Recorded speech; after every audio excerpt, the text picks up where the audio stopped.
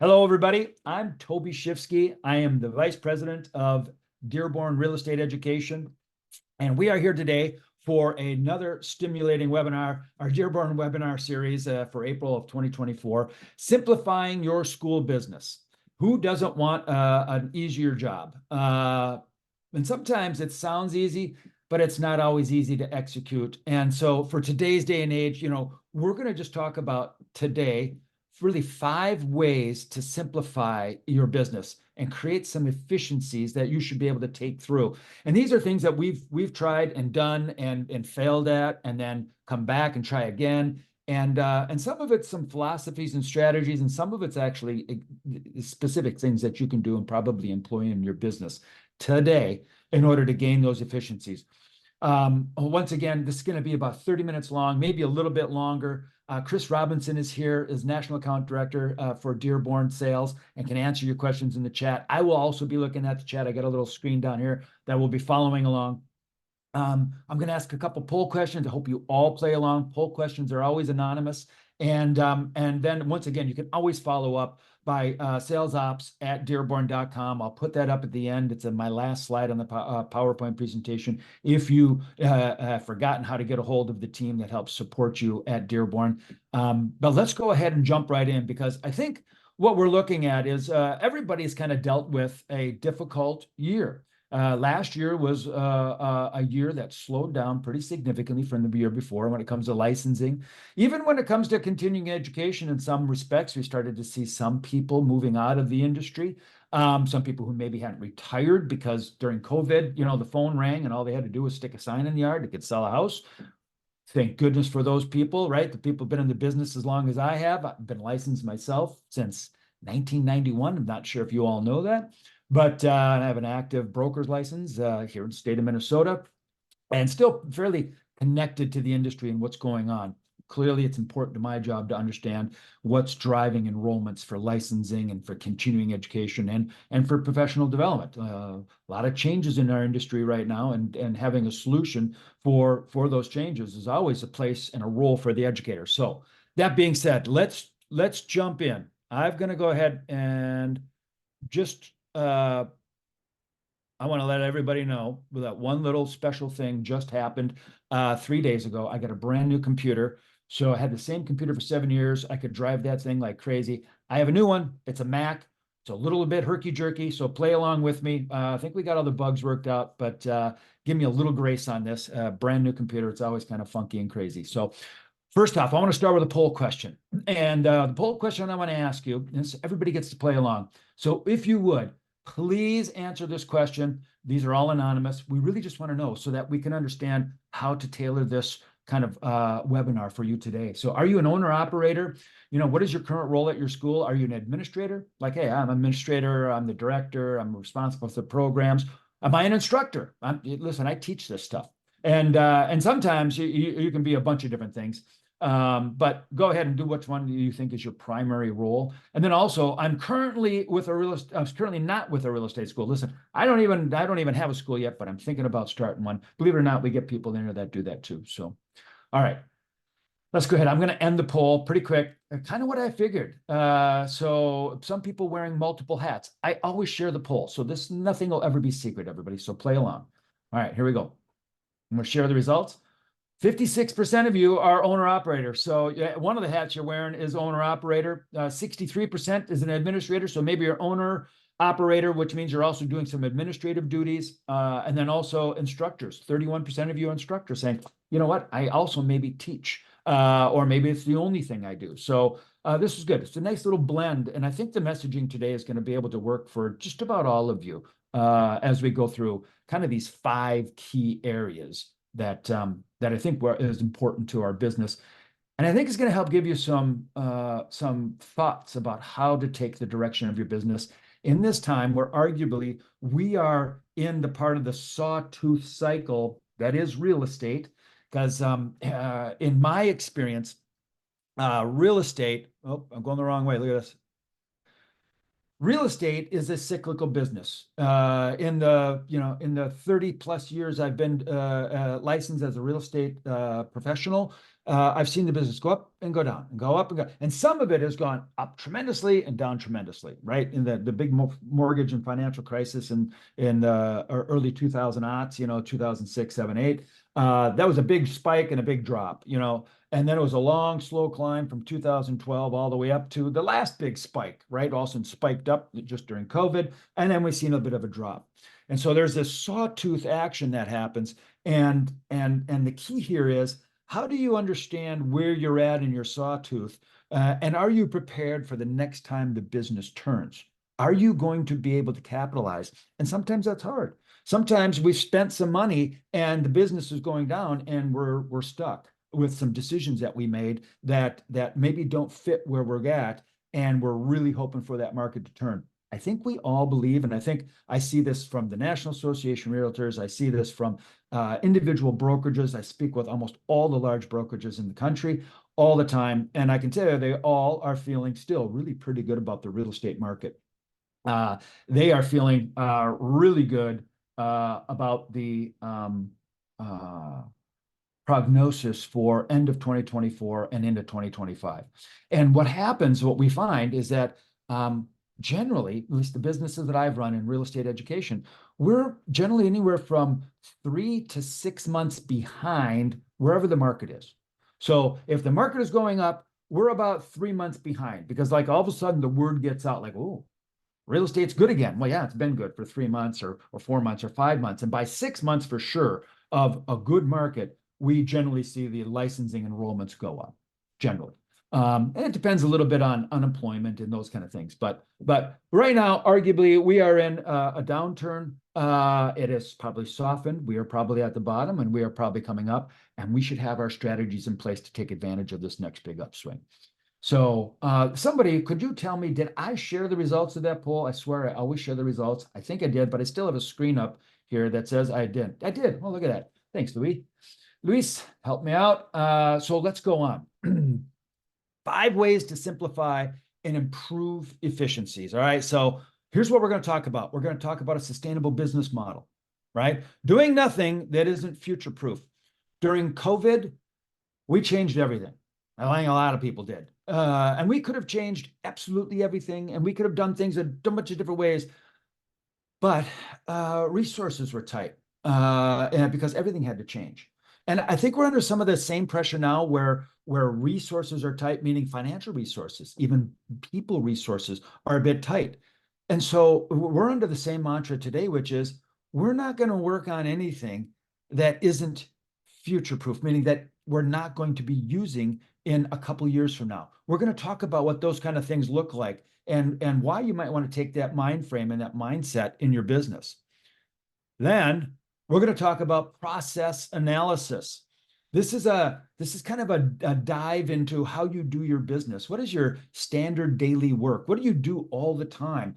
And in fact, that's kind of how we start with this. We're going to talk about a process where you look at something you do all the time and say, is this the most efficient way to do it? Sometimes we just do it because we've been doing it forever. We've always cut the ends off the ham and we put it into the pot, right? And then you realize, well, the only reason we cut the ends off the ham is because mom didn't have a pot big enough, and you've still been cutting the ends off the ham for the last 30 years, thinking that's what you do with a ham. So looking at the processes that we do and why that is such a huge change down the line, we're going to talk about that analysis. Then RE Campus service levels. I know a bunch of you are RE Campus partners. We have service levels available on RE Campus. Some offer different features, functionality than the other ones. We're going to talk about why you might actually pay $50 more a month for a higher level service because of the 6 things that higher level does for you to automate some services and make it simpler and easier. Even to the point where we have RE Campus partners who run an RE Campus school, and they don't even do it from the United States. They've retired essentially from the United States, and they've moved, and they're living in Mexico. They're living in Grand Cayman. They're living the life, and they're still running their school because they have found efficiencies to do their business. I'm going to talk a little bit about what that means, and then expand your geographic reach. We're going to talk about the possibility of in a downturn and before an upturn, are you really leveraging who you are? Are you really, because to leverage just a little further generally doesn't always cost that much. In fact, you may already be marketing to and talking to people who wish you were in the neighboring state. Some of you have been landlocked in the middle of a state, in the middle of Texas, and you've never touched anybody else. But understand that if you are anywhere near a border and you are dealing with anybody who has a cross-border potential, let's talk about expanding into another state. Even if it is this, even if expanding into another state says, I'm going to utilize my administrative staff, my incredible business strategy, my go-to-market strategy for my marketing and messaging, why not leverage it further than just the market I'm in? Why not leverage it across other markets? Because generally, if you can be in school in one state, you can generally be a school in another state. I'm going to talk about that and how we're trying to help those of you who want to grow by adding more states that we haven't had before. We've added, well, you're going to see how many we've added and what's coming for the end of this year. And then finally, marketing on the cheap. How to message marketing and meet your students, where they are at a very low cost. What are the options available to us? What is effective? I'm going to tell you what we're finding is effective, and then you're going to be able to decide if you want to employ the same kind of tactics going forward.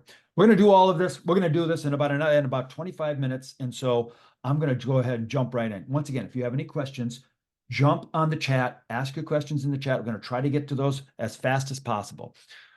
Let's start with sustainable business model. It's pretty straightforward, but it's a high level concept. When I'm laying this presentation on, I'm trying to think about, well, you got to start at the highest level, and then we can kind of burn down into the other stuff. But really, this is a philosophy. This is a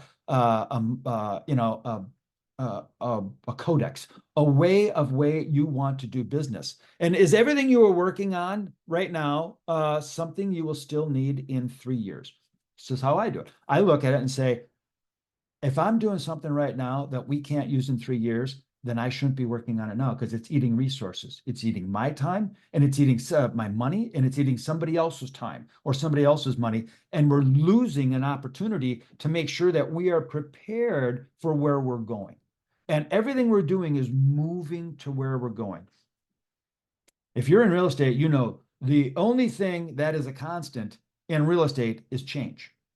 And either you're changing with that market or you're out. And if you're not changing, you're standing still and everybody's moving beyond you.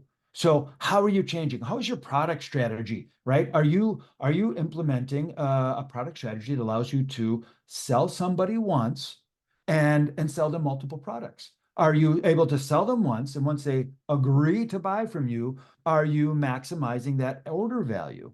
It's important. Everybody tries to do it. I mean, when you go to Amazon, you say, oh, you buy something, they say, oh, well, people who bought that also in addition buy this. So how are you understanding your product strategy of where you are today, where you want to be in 3 years, and are you working towards that? Marketing strategy, the same thing. Are you pushing a message out that's old, that doesn't resonate with where people are, where your students are? Where where do you need to be in 3 years? Because you're going to need to start at some point, and you should be working on a marketing strategy. I'll tell you right now, we're going to talk about it at the end. It's our last thing to talk about. But messaging on the cheap is also something all of us can do.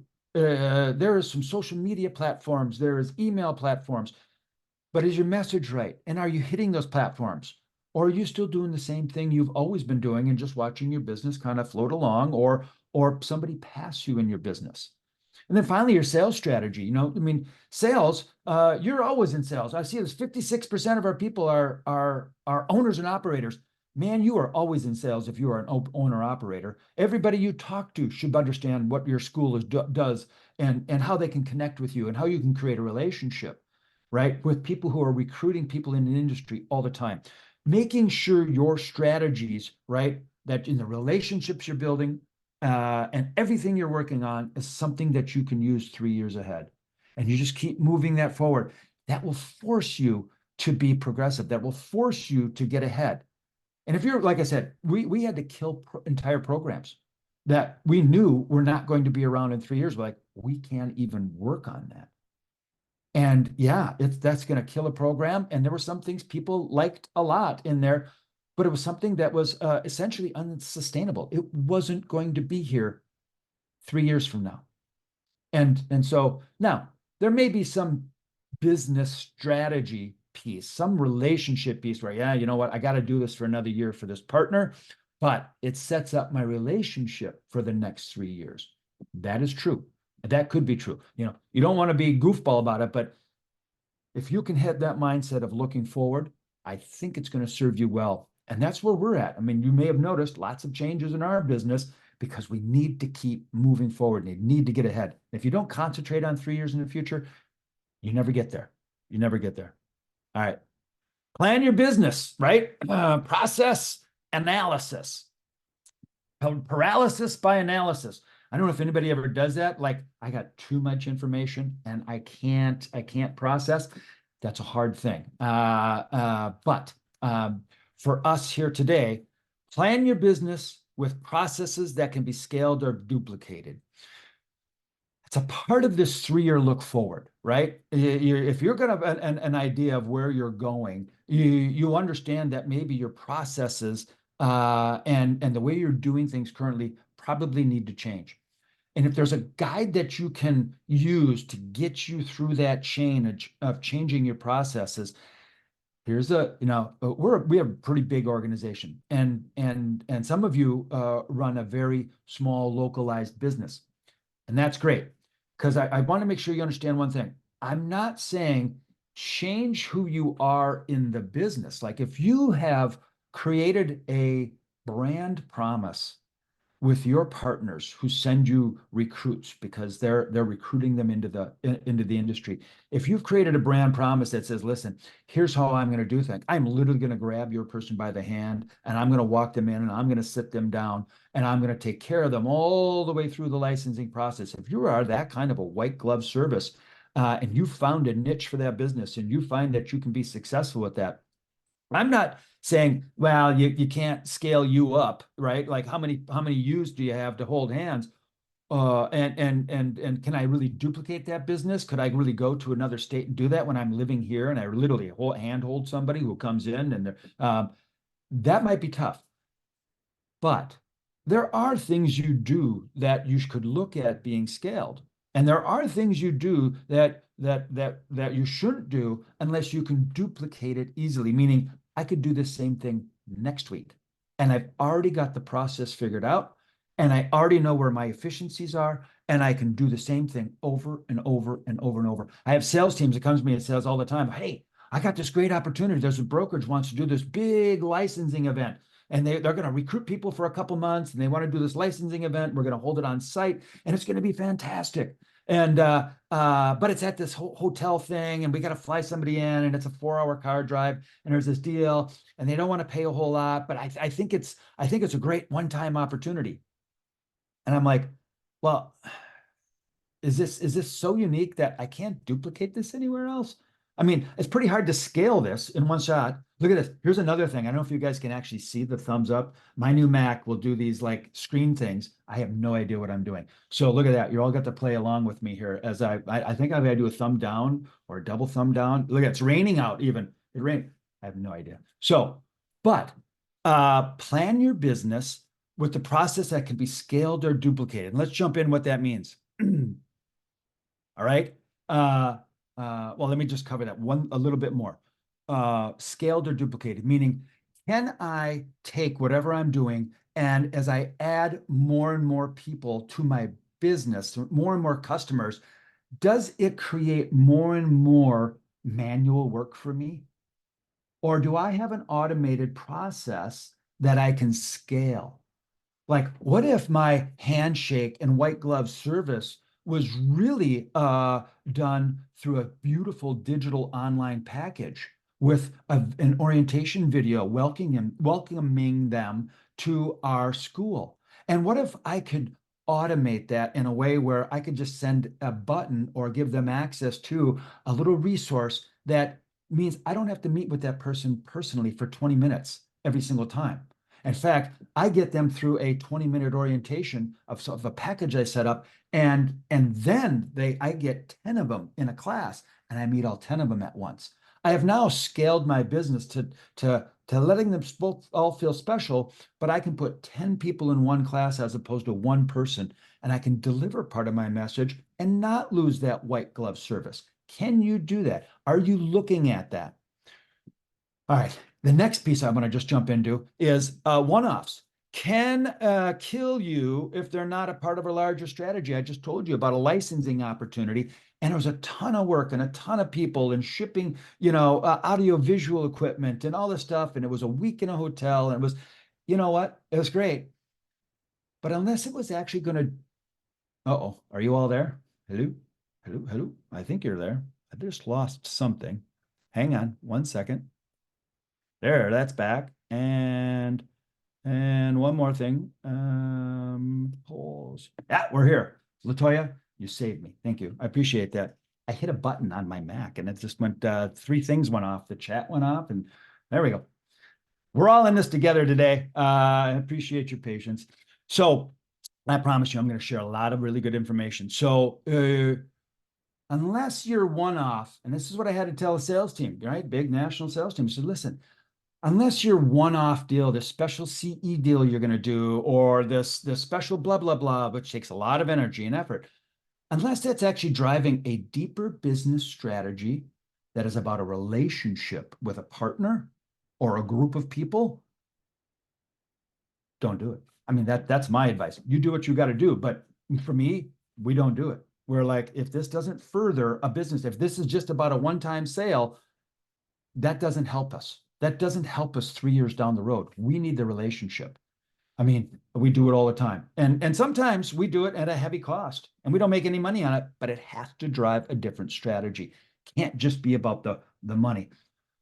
Unless it's some significant windfall, right? That's another thing too. But generally they're not all big windfalls. They may be sold as a windfall, but they're rarely ever a windfall event. All right. Operate your business in the most efficient, right, way possible according to your business model. I've been talking about this a little bit, right? Your white glove service. How can you deliver that? Still give a white glove service, but how can you automate little pieces of that? How can you create efficiencies in how you're delivering who you are in the business model? Replace labor or site-intensive activities with digital or remote capable practices. Everybody talks about, oh, we'll replace the human being. We're going to, there's something to it. I mean, don't get me wrong. I love our employees, and I take it as part of my charge to make sure that people can make a healthy lifestyle, a fair wage for their work, bring high value to them. I'm all over that. But there are competitors out there who are efficient, and you're going to need to be efficient in certain ways. And part of that might be, how are you delivering your services? And one of the clearest examples I have of this is, we have a lot of you, and some of you may be here on the call, on the webinar, but some of you are doing in-person education, or maybe doing live online education, and you're getting the books from us, which is great. We'll love it. And then you're shipping them off to the students. So you're taking them in, you're repackaging them, and you're sending them to the students. Is there a more efficient way to deliver that content, that book, to those people? Our biggest change in our business in the last 2 years is the amount of ebooks that our partners are now purchasing to give to their students. Think about it. When you go the ebook route, it's the same exact book with some added benefits, to some note-taking benefits, some animation and annotation elements to the ebook that can go. But the cost to you isn't different. But the delivery is different. So you buy the books, the ebooks from us. The ebooks come in, and you get a voucher stack, and you can send those vouchers electronically to your students. You don't have to be at your warehouse or your garage getting your books and then packaging them and sending them out. You are emailing a voucher, and the student can log in and have access to that book anywhere they have access on the internet. They get it, they can work with it, they work along, and they like it. They like some of the added features. If you want to understand more about ebooks and the way that you can find these ways where, I mean, like I told you, I said we have some of our clients that do live online, and they used to do all print books. They do all ebooks now. They sold their warehouse. They sold their place. They moved to another state. and they still do their business and they send everything electronically. Super simple. They just became very, very efficient. Find those things that you can do too to replace some of those bits and pieces. All right. The next piece that we want to talk about as we go in. By the way, by all means, go ahead and ask your chat questions if you got them. Are you set up, right, to receive the RE Campus service level that meets your school's needs? Now, this is for people who have RE Campus. I'm not going to spend a ton of time on this. There's a lot of information on the next couple of slides. But once again, you can talk to your sales rep. You can talk to the sales ops at dearborn.com anytime you want about upgrading your level. So service levels. A lot of you have essential level service with your RE Campus. The cost on that is $100 a month. The premium level service is $150 a month. Why would I ever upgrade to $150 a month? Well, as a part of efficiencies, I'm going to talk about them because there's a list of services that every service level gets, and then as you go into the next higher service level, you get a little bit more, and then as you get into the elite, you get even more. Just want to talk about 4 or 5 of those really quick and what they can do for you. And once again, it comes down to your business and see if that's one. But really, the biggest difference between essential level at $100 a month and and premium level at $150 a month, and $600 a year. That is more cost. But for $600 a year, you get auto certs. And we're going to talk about what that is. But essentially, it is what you think. When a student completes a course, the system can auto complete the students. Some states don't allow this, but vast majority of states do. And if you are of somebody who's like, God, I got to keep going in and I got to check and I got to complete and I got to okay the cert for that student, on the next level up, you get auto certs, promo codes, multiple state offerings, dedicated CEM, customer engagement specialist, custom site measuring. Let's go on. I'm going to pull up this sheet because it's probably more interesting to read if you're going to actually take a look at this. Auto certs I covered. Auto certs is a big thing. It's generally a daily thing or a weekly thing for a lot of administrators. And I see that we have like 63% of you are administrators. If you're not doing auto certs right now, you may want to look at this. Once again, the system will auto. There's a little more setup involved at the beginning, right? You got to fill out some more things. You work with the sales ops team. They'll get your dedicated client experience manager, and they'll get it all set up. But you set it up once, and it's good to go. You don't have to touch it again, and it just goes. Promo codes. How many of you want to run sales or specials on your online courses, right? With the premium level, you can actually target your partners. You can actually target a business strategy saying, I'm going to try to move into this area. I'm going to try to really have a special promo code, maybe even just for a broker partner that's sending recruits to you. You can do promo codes. You can do up to 12 special promo codes a year. Maybe it's CE, and you want to do an outreach or a marketing program. You can do promo codes at the premium level. Once again, it's $50 more a month. If this isn't something you want or like, then that's fine. But if you're looking for efficiencies, sometimes spending just a little more gives you access to a lot more. The next part, multiple state offerings, meaning your RE Campus portal, which maybe is just in your state right now. As we talked about, we're going to talk a little bit about expanding beyond borders. You may be able to expand to the next state, right? And actually, you might even be calling on some of those people already who came to your state, to your school to get their licensing, and then they went back home and now they're getting CE from somebody else because you're not offering CE in that state. How do we do that? Or maybe you want to offer licensing in that state and you're already approved as a school, you can easily do that. With the premium level service, you can open up to multiple states. In fact, we have some that do more than just multiple, they do dozens of states. And they found that their administrative ease, because they've automated processes, is no more difficult than when they did their one state. So multiple state offerings you can get through the premium level service. Dedicated customer service engagement specialist. Once again, you get a dedicated person. I keep talking about sales ops at dearborn.com. Fantastic team. They'll get back to you too. But you get actually an individual that you call on, right? And that individual person is the one who basically always picks up the phone for you. And so knows your business, gets to understand it, and can be your partner in making sure you're able to execute. Is that worth $50 a month? I don't know. I think in a combination with these things, in custom site messaging, here's another one. So you can also do custom site messaging. You have up to 5 different messages on your RE Campus portal. You want to say a special message to your licensing students? You can do that. You want to say a special message to your CE students as they come in to take their courses? You can do that. Some people find very creative things to put in their special messages. You can have up to 5 at a time in the LMS. Once again, it's a $50 upgrade, but does it make your business more efficient? Can it allow you to leverage what you're doing? That's the part you're going to have to understand and be able to play for. But I'm just bringing these to you. The next part, and this has to do with RE Campus also. It can not be RE Campus, but this specifically right here that we're going to talk about is we're expanding states. And one of the things I want to just let people know is that just because you're next to a state that maybe we weren't in before, take a look. Take a look. In 2023, we added Mississippi, Utah, and New Jersey.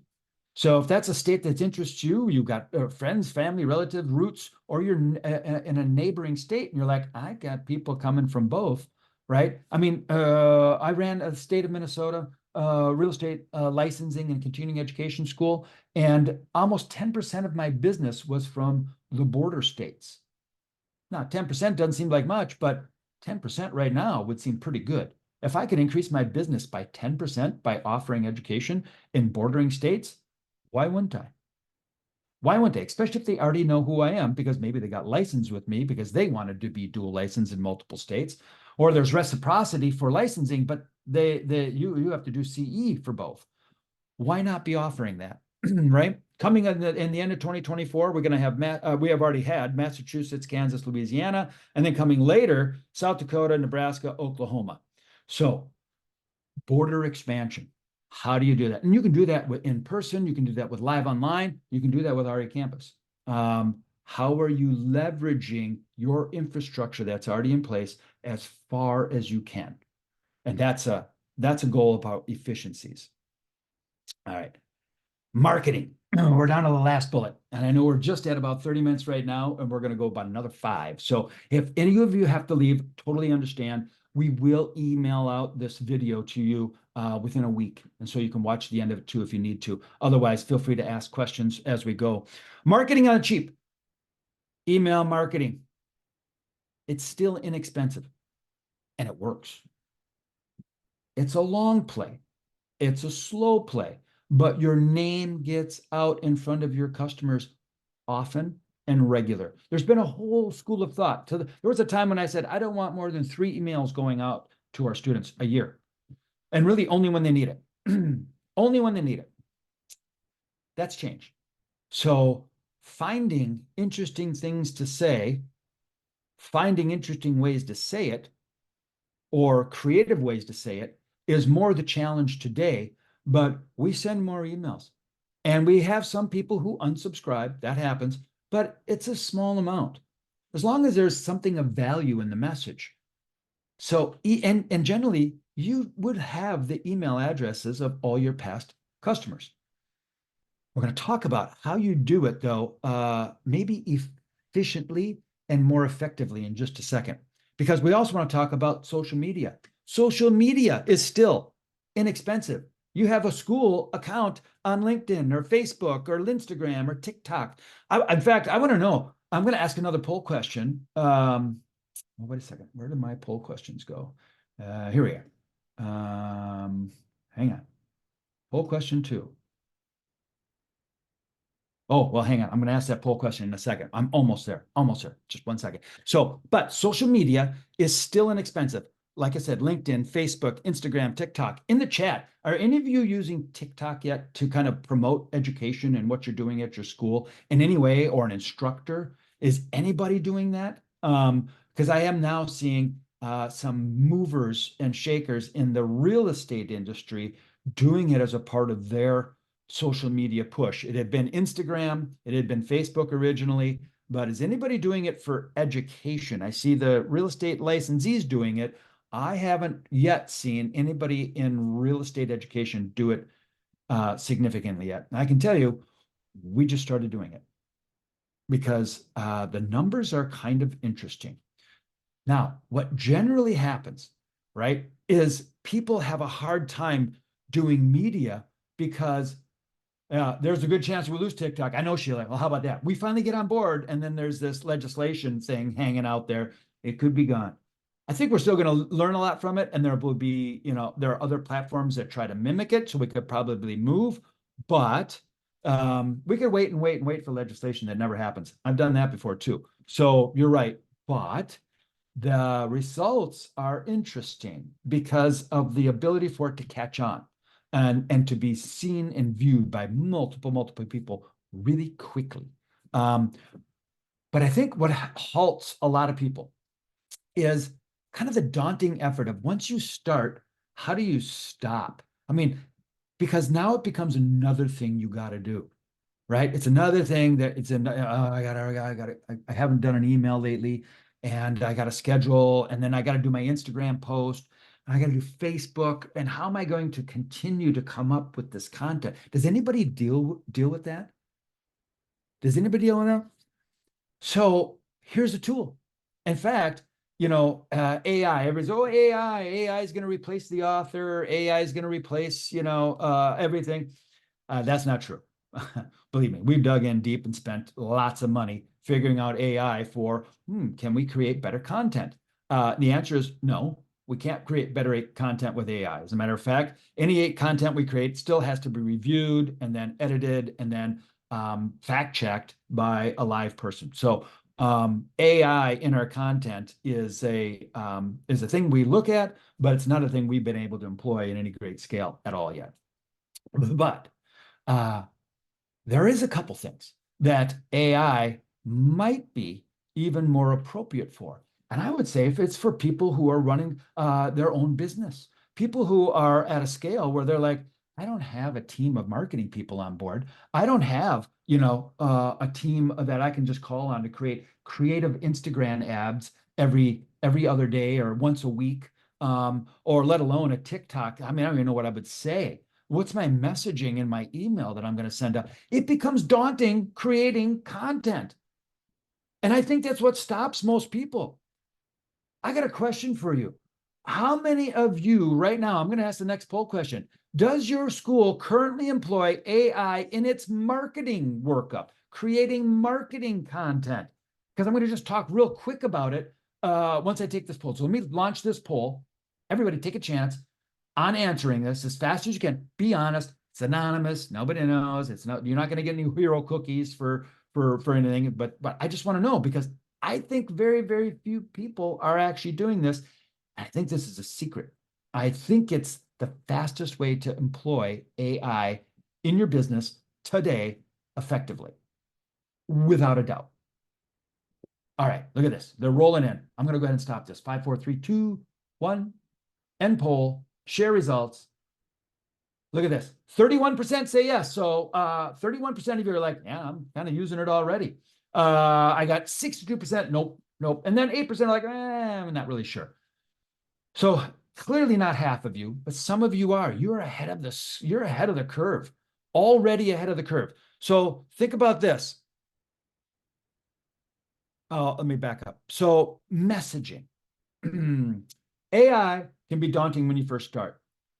But after like literally 30 minutes of playing with it, your little supercomputer on your head goes, oh, well, this is kind of interesting. I mean, I just have to tell them kind of my intent, like, I want to offer a continuing education class on agency and for housing, but I want to talk about it in a creative way, and I want to talk about it in a voice that a real estate salesperson would understand. And if there's these parameters that you put in, and you're just talking about your intent and the parameters of which you want to. And literally, when you first start, you'd be like, I have no idea what I'm doing. I would say 30 minutes, and you'll be like, huh, that's how it works. And here's the deal. Does it write perfect copy? Well, the more parameters and the better you are at putting in your prompts, the better it comes.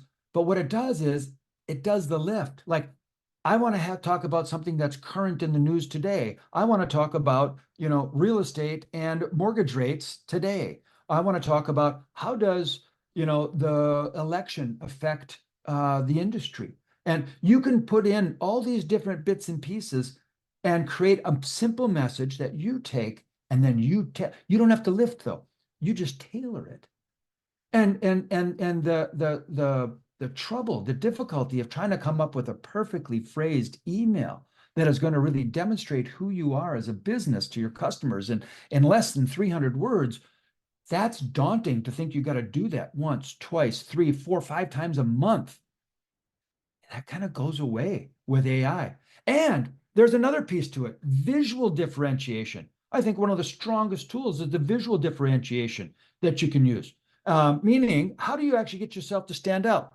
I'm going to give you a personal example. Are you ready for this? This is my dog. This is Stella.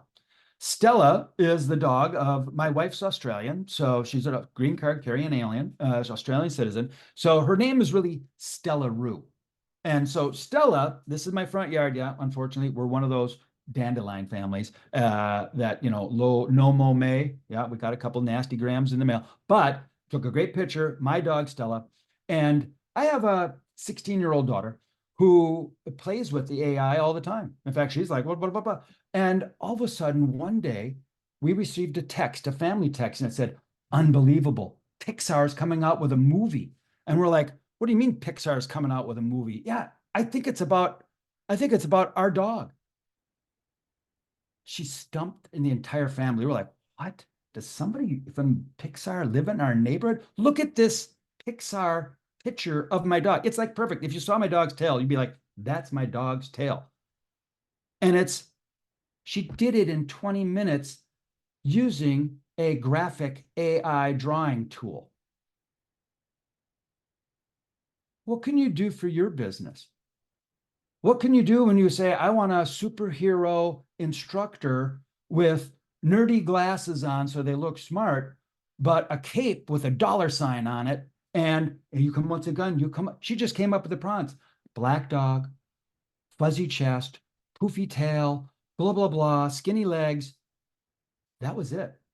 And now she's got an image she can use over and over and over, because if I want that dog jumping through a flaming hoop, she uses the prompts she did to build this and adds jumping through flaming hoop, and that dog will be jumping through a flaming hoop.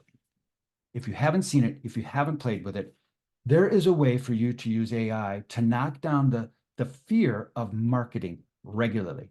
In fact, it might be kind of fun. In fact, it might be something that you find somebody who likes to do it, who might have fun with it. How do you become more efficient? This is the fastest way I know of using AI in education that actually has an immediate impact on the business. So lots of interesting things happening, lots of different ways for you to get a vision of where you want to be in 3 years and how you're going to work to be there, and find those efficiencies and those effectiveness, and then find a way to duplicate them as much and often and regular as possible so that you can continue to move your business forward. We've reached the end of our webinar today. I want to thank all of you for being here and hanging with us. Once again, this will be recorded and it will be sent out to you within a week. You feel free to share it with others if you'd like, your teams, and give us comments. By all means, give us comments. Get in touch with us at salesops@dearborn.com if you'd like. You can reach out to me if you'd like, and we will talk soon. Thanks, everybody.